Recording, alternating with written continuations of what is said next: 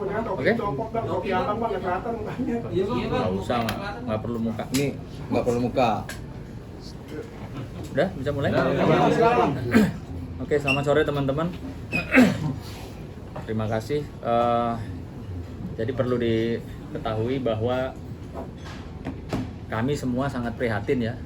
Kami sangat prihatin dengan adanya kegaduhan yang beredar di sosial media 3 hari terakhir ini, yang membuat akhirnya saya berinisiatif untuk menghubungi para pihak.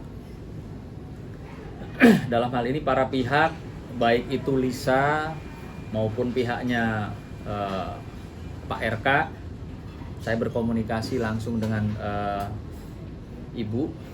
Ya, sebenarnya hal ini tidak perlu sampai menyebabkan satu kegaduhan. Di situ nanti kalau tidak segera diselesaikan, tidak menutup kemungkinan ada fitnah yang lebih keji, lalu ada di situ mungkin ada air mata dan lain-lain.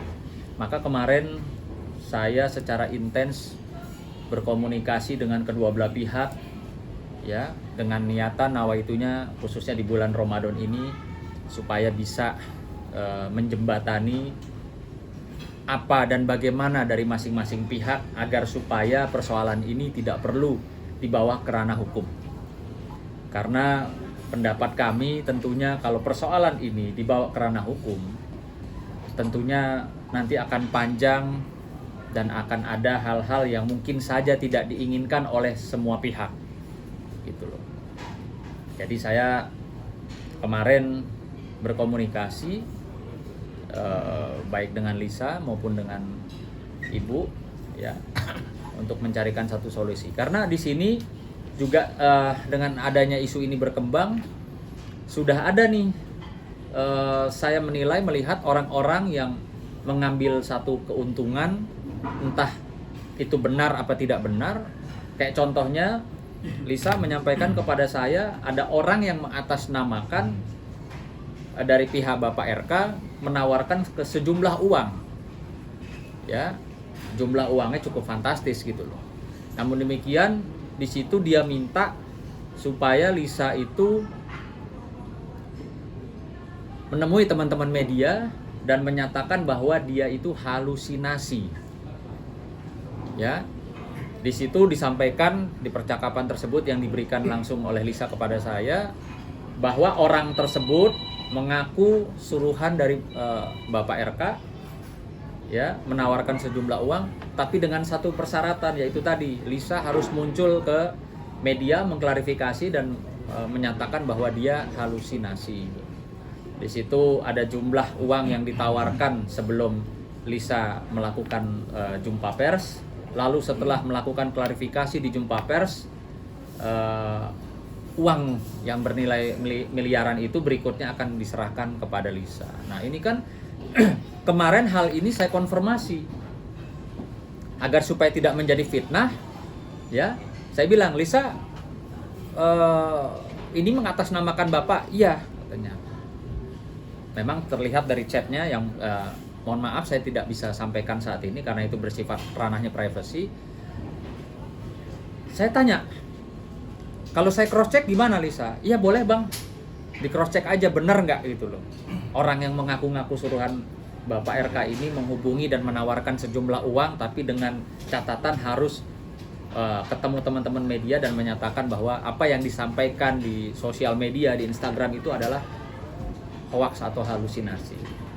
Lalu saya menghubungi Ibu dan saya bilang, Bu, ini ada hal seperti ini, bener nggak? Saya bilang. Saya tanya sama Ibu, lalu Ibu bilang, waduh, Bang, itu siapa lagi katanya. Nah, artinya saya melihat di sini ini sudah mulai ada orang-orang yang entah maksud tujuannya untuk apa, bagaimana kepentingannya, itu sudah mulai menambah suasana ini bisa. Yang tadinya saya niatnya untuk mempertemukan, ya, secara kekeluargaan bicarakan baik-baik, ya sama-sama perlihatkan data tentunya. Ini kok malah jadi membuat ada gap ya, karena ternyata setelah saya konfirmasi ke Ibu Cinta, Ibu Atalia, nggak ada tuh siapa itu orang-orang kayak begitu gitu.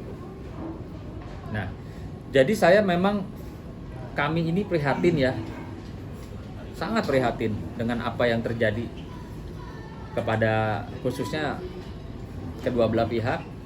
Makanya di sini kami ingin menghimbau sebaiknya para pihak itu duduk bersama, silahkan tunjukkan alat bukti atau data ya, supaya tidak menjadi bola liar atau menjadi fitnah, menjadi bulan-bulanan orang-orang yang tidak bertanggung jawab. Tentunya mungkin ada yang suka, ada yang tidak suka, ada yang nggak suka sama Pak RK, ada yang nggak suka mungkin sama Lisa jadi kacau gitu loh. Makanya saya betul-betul dari awal mengupayakan bagaimana bisa ada satu titik pertemuan dan solusi yang terbaik. Karena jujur Lisa berkali-kali kemarin seharian termasuk sampai per hari ini menyampaikan kepada saya, dia sangat siap kalau ditantang untuk tes DNA. Sangat siap. Gitu loh. Nah, maka kita kan secara logika berpikir, wah ini berarti Lisa nggak main-main kan gitu. Dia berani, dia berkali-kali, bang udah nggak usah panjang lebar bang katanya, tes DNA aja yuk. Tapi saya nggak mau diintervensi, saya tidak mau diintimidasi, saya tidak mau direkayasa. Tolong bawa saya, kawal saya untuk tes DNA di tempat yang memang betul-betul tidak dapat diintervensi oleh pihak manapun. Artinya Lisa ini berani. Gitu loh. Karena pernyataan dia kemarin disampaikan kepada saya dan per hari ini masih sama bahasanya. Nggak usah ribet-ribet bang, kita tes DNA aja. Gitu loh. Nah, ini juga kita harus harus hargai, harus hormati privasi mereka masing-masing. Artinya ya mungkin kalau saat ini belum ada yang menjembatani kedua belah pihak sehingga masing-masing, Pak RK juga saya lihat sudah menunjuk kuasa hukum, lawyer ya, yang ada bahasa juga, silahkan buktikan secara hukum, kalau tidak kami akan lakukan upaya hukum. Nah justru ini saya rasa tidak perlu sampai sejauh itu, tidak perlu melibatkan urusan antara hubungan kedua belah pihak ini, melibatkan proses-proses hukum gitu loh. Karena apa? Karena saya yakin nanti ke depan itu tadi banyak nanti pihak yang akan jadinya terbongkar semua. Ya nggak baik lah untuk semuanya gitu. Gitu teman. Tapi dari bang, terkait tes DNA itu siapa yang mengajukan bang? Boleh tahu bang? Terus kapan bang ngomongin? Lebih berjelas. Iya, intinya bolak-balik Lisa bilang, saya siap kalau memang orang pada berpikir negatif terhadap saya, berpikir saya halu, berpikir saya ngada-ngada, ya saya siap di tes DNA.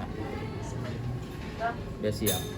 Kenapa sih bang baru sekarang Mbak Lisa mengungkapkan ini semuanya bang? Karena kita kayaknya dalam apa, karena kasus RK juga yang lagi naik sekarang atau gimana?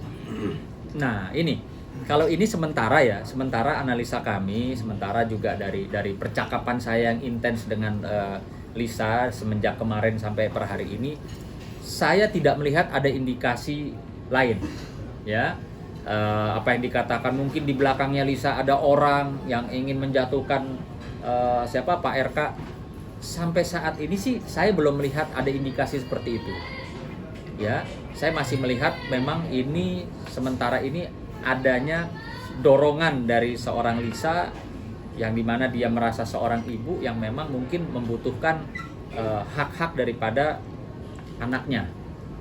Nah, namun demikian dari sisinya Pak RK tentunya juga dia mempunyai hak untuk mempertanyakan, ya kan?